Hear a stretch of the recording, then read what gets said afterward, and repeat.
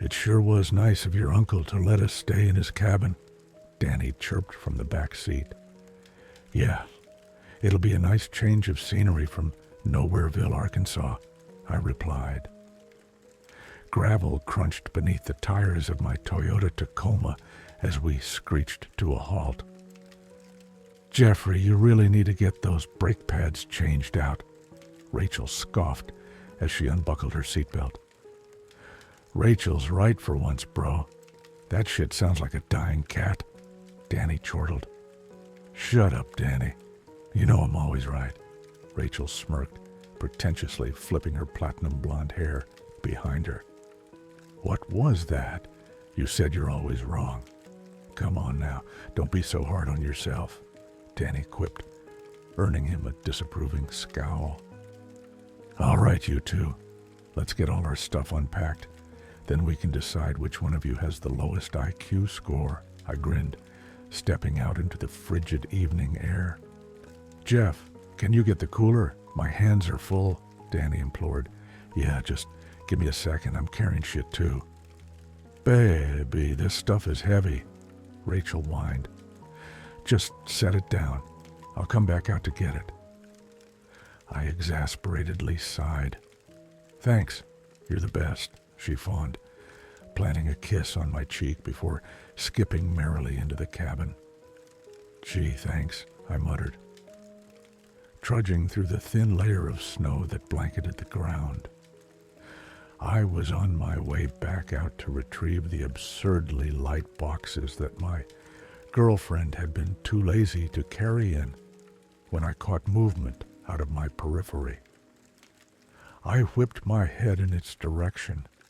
In the dim fleeting light, I thought I could make out some kind of forest creature peeking back at me from deeper in the woods. It was obscured by a large pine tree, and at that distance I could only discern a pair of glowing eyes staring directly at me. The hairs on the back of my neck stood up, and a sense of trepidation began to bubble in my gut. I reasoned that it must have been a deer and promptly brought the rest of our belongings inside. "When are Trent and Savannah supposed to get here?" Danny inquired as I plopped down on the sofa next to Rachel. "Sav just said they're like an hour away," Rachel answered despondently, without even glancing up from her phone. "Well, what do y'all want to do until they get here?" I wondered aloud. "Doesn't matter to me," Rachel mumbled. "How about we start a fire?" "It's kind of chilly in here," Danny suggested. "That sounds like a great idea. I think we pack stuff for a s'mores. Would you mind helping me with the firewood?" "My uncle keeps some of the side of the cabin," I replied, eager to feel the warmth of the flames licking against my skin. "Yeah, sure thing, man. No, it's okay, Rachel. We've got it. No need to offer your assistance." He was rewarded with a glare and the middle finger. "Seriously, though, what's her problem?" Danny asked as I handed him a log from the stack. "Don't worry about her. She's just upset that the cabin has no Wi-Fi and her TikToks won't load," I admitted as I heaved a couple of pieces of lumber. "She'll be fine once Trent and Savannah get—" I froze. A chill ran up my spine as that prior sense of unease returned tenfold. "Danny, do you see that?" "See what?" he murmured. Tracing my gaze, the eyes were back. Only this time they were about 10 feet in the air. Twin orbs illuminated in the dusk, clearly visible through the foliage. And this time they were closer. "Probably just an owl, dude." Yeah, probably," I stuttered. I ushered Danny inside, desperate to escape the creature's line of sight. I slammed the door, tossing the firewood aside and swiftly turning the lock. "Babe, is everything okay? You look like you've seen a ghost," Rachel questioned, concern washing over her features. "He's fine. He just saw an owl and got spooked." "Yeah, he's right. I'm good," I replied, sensing the color flush back into my face. Danny was right. It must have been a bird. Nothing else could have been that high above the forest floor. At least that's what I told myself. Danny helped me ignite the fire, and before long, we were all laughing and telling college stories amid the dancing flames. Then, out of nowhere, he puked all over this girl's dress, Danny told Rachel in between giggles. So she slapped him so hard that he fell flat on his ass. They erupted into a fit of uncontrollable laughter. "I'm sorry, Jay, but that's fucking funny," Rachel wheezed, struggling to regain her composure. Yeah, we've all done things we're not proud of," I bashfully remarked. "Danny, what about the time you downed a fifth of Jack and woke up in nothing but your underwear in some random dude's front yard?" His cheeks turned red. "Okay, you got me there. Still don't know where my clothes went." He chuckled. Our attention flew to the door as a loud knocking reverberated through the room. "They're here," Rachel giddily squeaked. "D, train, can you get that?" I blubbered through a mouthful of chocolate and graham crackers. The door swung open the second Danny unlocked it. "We're here, bitches. Who's ready to get fucked up?" Savannah yelled, sporting a bottle of liquor in each hand. Trent tailed closely behind, loaded down with more gear than a pack mule.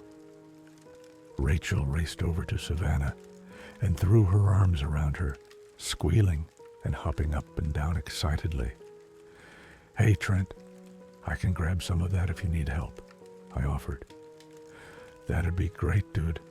I'd really appreciate it," he acknowledged, as I hoisted one of the multiple backpacks dangling from his saddled body.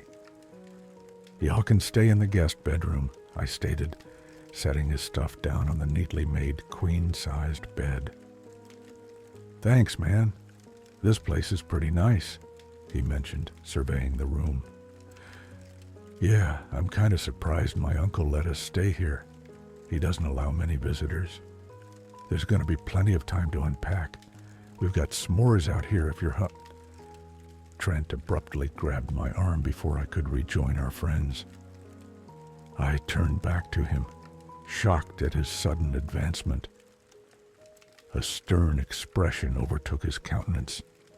"Before we go back out there, you didn't see anything watching you when you got here, did you?" I didn't say anything to Savannah because I didn't want to freak her out, but I saw these creepy-ass eyes just staring at us from the forest. I swallowed hard, fear snaking its way back into my palpitating heart. "I think I saw a deer or something when I got here. Keep your guard up, but I'm sure it's nothing." Trent's grip slipped away from my arm, and he nodded, grim expression unwavering.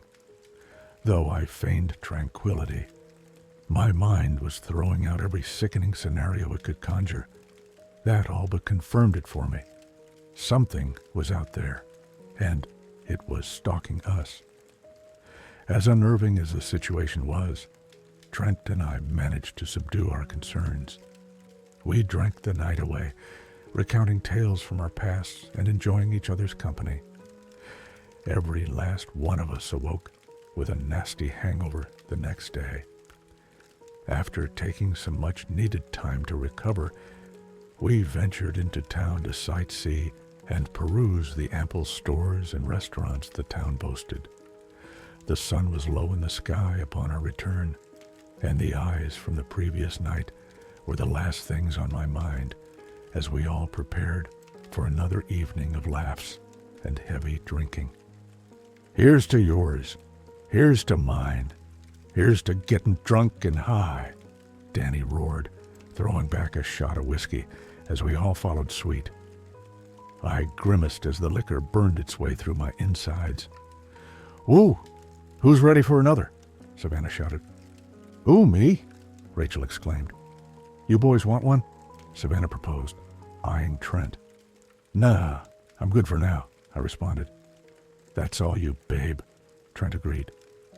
I'm going to take a smoke break. Anyone want to join? Danny asked, extending a pack of Marlboro Reds and a lighter. Ew, no, that's gross, Rachel sneered. Fine, suit yourselves. The girls downed to their shots, and I watched their faces scrunch up at the foul taste.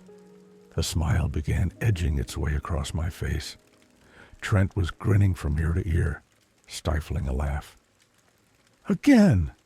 Savannah screamed with childlike enthusiasm. She began to lift the bottle to her lips, but Trent shot out a hand to stop her. I don't think so. You're cut off for now, hun, Trent commanded, as Savannah pouted and crossed her arms in defiance. Ha! Sucks for you, Rachel slurred, snatching the bottle. Nope, you're done too, sweetheart, I affirmed, plucking the whiskey from her hands and placing it firmly out of her reach. Come on, just one more, please, our girlfriends whined in protest. Ah! A horrifying shriek sent panic rippling collectively through us. Trent looked me dead in the eyes, terror visible in his pupils. Danny, he whimpered. We bolted for the door in unison. Y'all stay here. We'll take care of this, I ordered. The words came out brittle and weak. We hurriedly rounded the corner of the cabin. Trent cupped his hands over his mouth and yelled at the top of his lungs, Danny! He was met with silence, and then laughing. Danny emerged from behind a nearby evergreen, doubled over in stitches. You should see the looks on your faces. I should have recorded it. I watched as Trent's petrified demeanor suddenly melted into one of rage. He began marching furiously over to Danny. You stupid little shit. We thought you were actually fucking He paused, and the words caught in his throat. I quickly understood why. Directly behind Danny stood an impossibly tall, lanky figure. The crown of its head towered at least 10 feet in the air. Gray ashen skin stretched tightly over its emaciated frame. Claws sharp as butcher knives protruded from each digit, primed to flay its next meal. And those eyes. Gleaming reptilian spheres burned into the night. And behind those heart-stopping predatory orbs, hunger. Danny's boisterous laughter ceased when he noticed our bewildered expressions. Guys?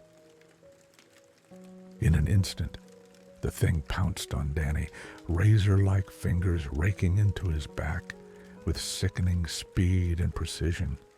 Danny wailed in agony, begging and pleading for his life, but the creature showed no mercy. It smiled, showcasing rows of jagged, pointed teeth, as it burrowed relentlessly into Danny's neck, sending blood and viscera hurtling in all directions. A tiny gasp released Trent and me from our joint daze. We turned to see the girls peeking, wide-eyed, from behind the entryway. We darted toward the cabin and pushed our girlfriends inside, swiftly slamming and locking the door. Savannah began hyperventilating and rocking back and forth. Rachel sobbed hysterically as her entire body trembled uncontrollably. Trent just stared in dumbstruck shock. Shattering glass snapped us out of it as glistening shards flew across the room. Rachel and Savannah screamed in terror. The beast inserted its hideous head into the newly formed hole, crimson teeth gnashing aimlessly at the air. Adrenaline surged through me, and I leapt into action. The windows are too small for it to fit through. If anyone has cell reception, call the cops and stay out of its reach. What are you gonna do? Rachel mewed. I'm gonna blow that fucking thing's head off. I retrieved my uncle's shotgun from under the bed and rushed back to the group. I can't get a signal, Savannah uttered dejectedly. I can't either, Rachel squeaked. Looks like we're going to have to figure something else out, Trent sighed. Just as I whipped out my phone to vainly check my own reception, a speaker I hadn't even noticed crackled to life overhead. We glanced at it, then each other, puzzled at the unexpected disturbance. Demented cackling bellowed from the ceiling. Then it spoke. A gruff voice that I vaguely recognized slashed through the silence like a rusty knife. Sorry to do this to you, nephew. Y'all really do seem like good kids, my uncle rasped, sounding almost elated. Uncle Wyatt, you sick fuck, I'm gonna fucking kill you, I seethed. Now don't bother trying to talk back. I can see you, but I can't hear you. Anyway, people in town were starting to raise suspicion at all folks going missing. You and your friends will keep Bessie satisfied for a long time. And with that, we were left unsettlingly alone, once again. That stupid piece of fucking shit. I swear, when we get out of here, I'm going to blow his fucking brains out. I raged, fury enveloping me. This is so fucked up. We're all gonna die, Rachel cried, tears streaming down her cheeks. No, we're not. I have a plan, but you're not gonna like it, Trent stoically confessed. All right, a plan. That's good. Let's hear it, I requested. This place only has one exit, right?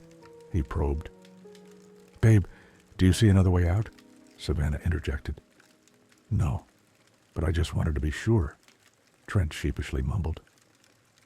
She's right. There's only one door, but I could prop open the window in the bedroom, I chimed in. Perfect. I'll distract the thing. Sav, while I'm doing that, I need you to sprint to the car and drive into town to get help. He turned his gaze to me. You and Rach hole up in the bathroom until help arrives. Everyone understand? He prompted, surveying our faces. But won't you die? I whispered meekly. There's a good chance that I will, but this should help my case a little. He grinned as he produced a sleek 9mm from his waistband. But why you? Why me? Baby, I'm not ready to lose you. Savannah sobbed, sloppy tears staining her shirt. You know why, Sav. I played football in high school. I'm the biggest one here, and it'll take the longest with me. And you used to run track. You're faster than all of us combined. I know, but it's just not fair. Hey, look at me. You can do this, and I'll be right here when you return. Savannah glanced up at him, teary-eyed. Okay, I believe you. Trent placed his hands on her hips and pulled her in close. He kissed her deeply. I love you, Savannah Mullen, he uttered endearingly as they stared longingly into each other's glimmering eyes. I love you too, Trent Baker. We stood in silent reverence, only for a second. With newfound ambition, Trent exclaimed, Now, if you'll excuse me, it's time for me to skin a cryptid. Wait, before you go, I have something that might help. I sprinted into the bedroom and returned with 2 walkie-talkies. Savannah, take one of these and let us know when you make it out, I advised, handing her one of the walkies. Great idea, dude. Can y'all throw something out the broken window to get the thing's attention while Jeff helps me? Trent implored. Anything for you, babe. She scooped up a vase from the coffee table and cocked her arm like a quarterback, ready to send it through the window at a moment's notice. I accompanied Trent to the bedroom and helped him prop the window open as a loud shatter resonated from the other room. The thing reemerged, snarling and snapping viciously. The girls screamed in tandem. Good luck out there. Give it hell. Will do. And if I don't come back, take care of Savannah for me, he requested sternly, as a solitary tear rolled down his cheek. I solemnly nodded. Oh, then Trent. His eyes met mine, half of his body outside the cabin. Thank you. He flashed me a thumbs up and slipped into the night. I joined the girls as Savannah prepared to make the mad dash for her car. Sav, you got this. We know you can do it, Rachel reassured her. Once you hear Trent, go for it, I reiterated. Got it, she murmured, a gleam of determination sweeping across her face. Suddenly, Trent's muffled voice rang out. Hey, Big Ugly, over here. A chain of rapid gunshots tore through the air as Savannah raced through the door. The beast unleashed a deafening roar that was loud enough to wake the dead. And then we heard a nauseating, wet, ripping noise. Trent. He didn't even scream. We locked the door behind her. I took Rachel's trembling hand and led her into the bathroom, barricading us inside. I had just flipped the lock when Savannah's terrified voice cut in through the walkie. Guys, someone slashed our fucking tires. Fuck, I cursed. Okay, do you think you can make it back to the cabin? No, that thing. It's right outside the car. It's watching me. Her voice quivered. My heart hammered in my chest, and I said a silent prayer that Savannah would somehow be okay. But my prayer went unanswered as the sound of shattering glass emanated both from outside and through the walkie-talkie. Savannah shrieked, the most dreadful guttural scream I've ever heard, rising from inside her. Then the walkie went dead. Radio silence. We tried to reach her over and over again, but we were only met with static with each futile attempt. That was nearly an hour ago. The creature is in the cabin now. I can hear it lurking just outside the door. I've got a death grip on the shotgun. When it inevitably breaches the barrier between us, I'm going to blow that ungodly abomination to bits. We will make it out of here. For Danny, for Savannah, for Trent. And when we do, I'm going to make my scumbag uncle wish he was never fucking born.